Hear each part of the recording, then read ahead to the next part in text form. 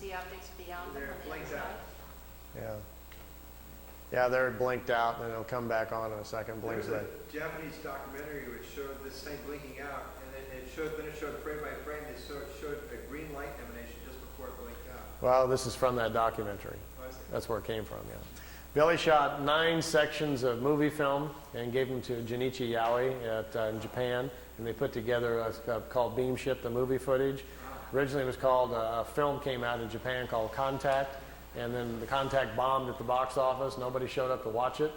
And they previewed it in Kansas City about 1982 or something like that, and people booed the movie. They didn't believe it at all, so they took it off. And so then it came out on videotape like 7, 8 years later, and all this footage was on it, you know. Nobody was too interested in looking at it. See how the craft just kind of floats? Let me move on down because there's several on here. And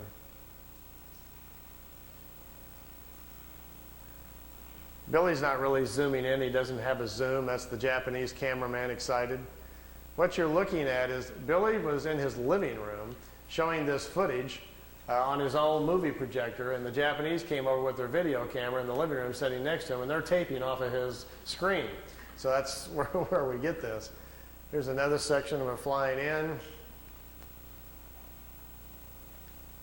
I'll kind of fast forward through some of these because I think it's kind of long. So, I mean, how many ships can you look at, huh?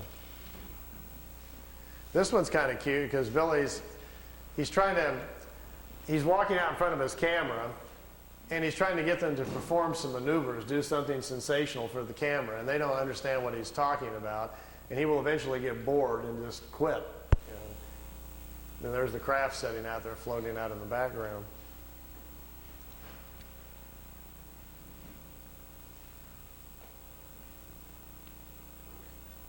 But the best ones are still to come. Let me move on down the road here a little bit.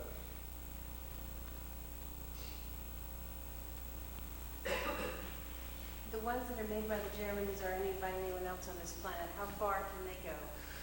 We're not sure. We think the Germans have pretty much solved the whole problem. From what we understand, they are able even now to, they're going to other worlds. We don't know the distance with which they can go. We don't know for sure whether or not they've figured out how to be interdimensional or not. The ones that we're building are very beginning stages things where the crafts are still taking off with rockets. They get up in the air, they turn the drive on, and then the craft then operates from there. They're not taking off and landing with the drive units. We're a little behind in the technology here. Here's 3 of them out there floating around.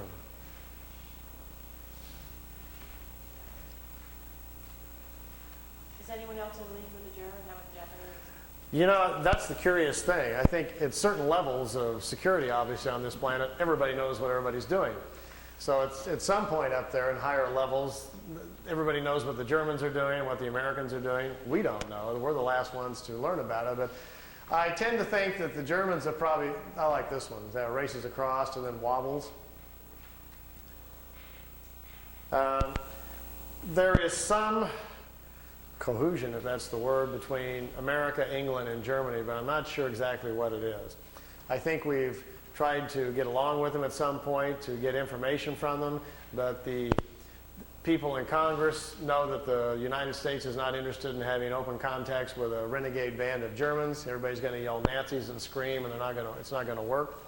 Are we dealing with the Nazis? Apparently not. After the war, they were very fragmented, separated, and went their different ways. The group that's building these discs, apparently, are the ones in Brazil and the other factories over in Tibet, apparently have gone off planet, met ETs, and become very spiritual oriented on their own quest and don't hang out with the others any longer.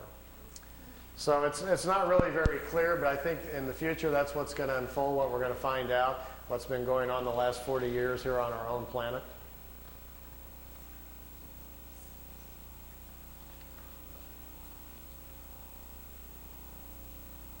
Notice when they go to the right or left, they have to tip it up, and then it kind of staggers to the right, staggers to the left, like an old Star Trek episode or something. That's because out the bottom, we're pretty sure the fuel comes out the bottom and has to push the craft, so it kind of slides to the left in an awkward manner. They're not really designed for slow speeds or idling, you know. So they're not very good at slow speeds. But this thing about traveling beyond light speed to convert into like spiritual thought energy. Lights, please. Yeah, one more thought on that, and then we'll kind of get off the engineering here. You obviously can't go that fast. We already know there's something called the mass speed correlation theory, where we cannot accelerate any matter beyond a certain point and it implodes upon itself. That we already know. So even if I had a ship here today and we all got aboard for the price of admission tonight, we're going for a ride. We went out and got in the ship and got inside of it and punched the button to say, go to, where do you want to go? Let's go to the Pleiades and say hi to the folks. Well, we couldn't fly there in the ship. It would take, even if we went the speed of light, and we'd be going 400 years to get there, so we don't have that much time. So they have obviously come up with some methods to move the craft much faster. I've had a couple of talks with independent engineers that are designing things, you know, for JPL and NASA on what their theories about it, just to see if they were thinking along the same lines at all. I says, how are you ever going to accelerate anything that fast? He says, well, you're not. What you're going to have to do is make it interdimensional. You're going to have to change it from a physical form to a non-physical form so it can move at the speed of subatomic particles. And when we do that, we're not sure what's going to happen. That's kind of what they're doing. They dematerialize the craft. It's converted into a non-material state that contains its own map or programming. And then when it's in a non-material state, it's no longer in reality, in the three-dimensional world. And once it's not there, it steps out into what scientists generally call hyperspace, which is another reality where material matter doesn't exist. And in there, time is different. A single second in the timeless is equal to millions of years in reality. So you can benefit from that, like stepping into the fast lane. And then, if you have correctly included your mapping and parameters within your non-material state on where to go, you can zip up and down the universe then in hyperspace in a non-material form, going wherever you want, and the clock is standing still. They said the idea of folding space isn't real. It's a clever thought, but that's not really how you do it. Space is not being bent or folded. You're just changing your own essence to do this. So then you go to where you want to go, and the real trick is to be able to put yourself back together and stay within the same time frame. Because here's the clue. Once the craft is in a non-material state in this hyperspace, if the particles that you are now existing in slow down, you come back in time. You'll re-enter in the past. If you accelerate the particles relative to the speed at which they started with, you move forward in time. And think about this. If a single second is equal to millions of years in reality, it would take very little of a change for you to slip off millions of years. Get lost real good. They said that the universe is literally full of beginning time travelers learning these concepts. And that these secrets are very closely guarded because to understand them also begins to unlock the matrix of the universe and gives you access to knowledges which is very, very dangerous. So they don't teach anybody this stuff. They say they guard it very closely. It's too dangerous. They being the ETs? Yeah. It's not healthy to learn, and they say until people earn their own responsibility with it.